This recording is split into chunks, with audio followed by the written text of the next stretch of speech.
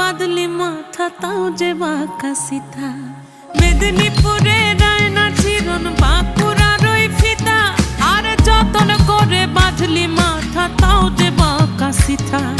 পেছ পাড়িয়া রাজগো